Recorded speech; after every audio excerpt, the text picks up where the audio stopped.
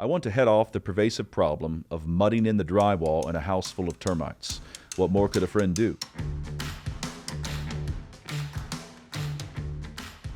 If we want a decent house to live in, we must not fool ourselves about the nature and extent of the damage. The pesky termite. The particular pest that weakens the structure of our well-being is paganism. Ross Douthat, in a New York Times article called The Return of Paganism, identified paganism as the belief that divinity is fundamentally inside the world rather than outside it, that God or the gods or being are ultimately a part of nature rather than an external creator, and that meaning and morality and metaphysical experience are to be sought in a fuller communion with the immanent world rather than a leap toward the transcendent. Peter Jones has signaled the same warning, saying, "The rising generation is the first generation of our modern era to receive a fully developed neo-pagan cosmology masquerading as the correct view of history and demanding to be inscribed in public policy. It is indeed a well-worked-out cosmology about the nature of existence, and it is thoroughly pagan."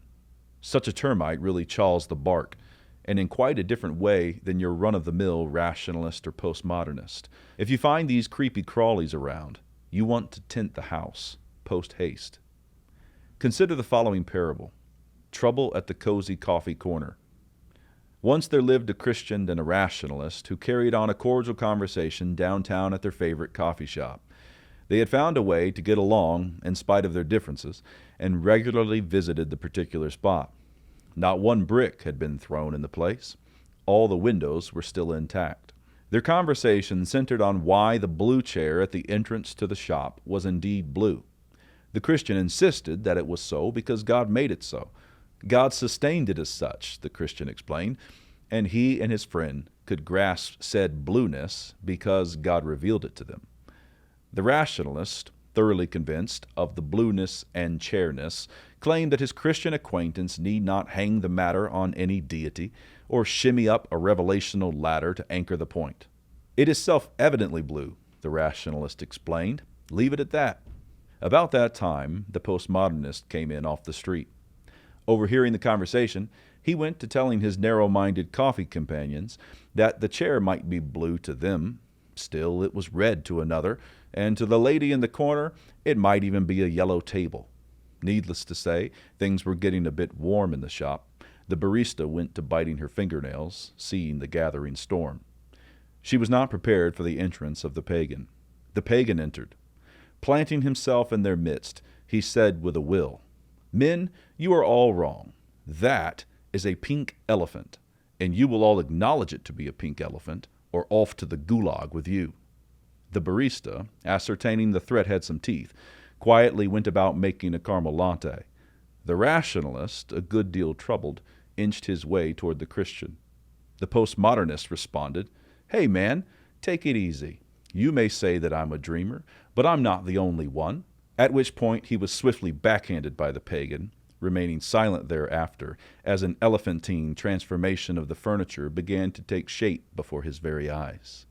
Sitting by the window was a seminary student visiting with the president of his institution. He was quite confident the object in question was a blue chair, but he got all turned around in his head, thinking, "Who am I to say that God could not reveal the blue chair to this pagan as a pink elephant? And if indeed God has, then would not love necessitate carrying along as if it were, while knowing it is not?" The seminary president across the table knew the absurdity of the situation full well, but he also knew the pagan had access to his tax-exempt status, so he simply went on nibbling his orange scone without comment. The development illustrated in the story above is an important one to get a handle on. There is quite a progression there, and understanding where we are will help us not paper over our problem, idol factories. Evangelicals know John Calvin's phrase about idols quite well. Man's nature is a perpetual factory of idols. But we have forgotten that once people have crafted their idols, they will start sacrificing to them, and not only in their hearts and minds. They will require you to sacrifice to them, and not only in your heart and mind. It is not whether, but which.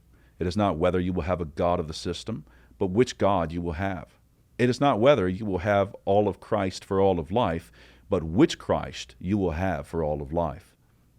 So many Americans did not see it coming, but a good number of them now know it is here. They have a strong distaste for this bowl of soup they're being served, and exclaim as if they were sons of the prophets, "O thou man of God, there is death in the pot." 2 Kings chapter 4, verse 40. Now that we are coming to our senses, we must remember that one does not cleanse the poisoned pottage by removing a few unsavory pieces.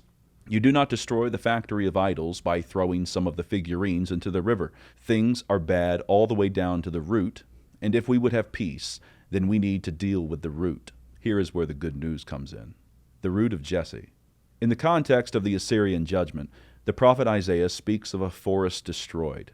He prophesies that God's Holy One, quote, shall consume the glory of his forest and of his fruitful field. Isaiah chapter 10, verse 18.